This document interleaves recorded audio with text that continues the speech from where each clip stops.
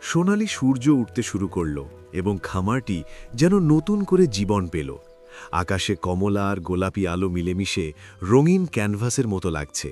সাদা মেঘগুলো ধীরে ধীরে ঘুরে বেড়াচ্ছে আর বাতাসে ঘাসের আর ফুলের নরম গন্ধ ভেসে বেড়াচ্ছে।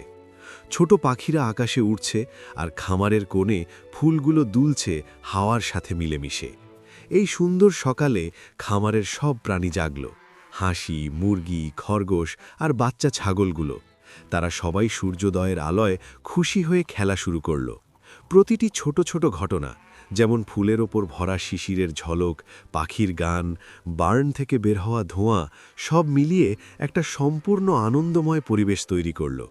সোনালি আলো আর নরম লণ্ঠনের আলো মিশে বার্নের ভিতরকে উষ্ণ আর আরামদায়ক করে তুলেছে। ছোট ছোট ধুলো কণাগুলো সূর্যের রশ্মিতে নাচছে আর বার্নের কাঠের দেওয়ালগুলোতে শান্ত ছায়া পড়ছে।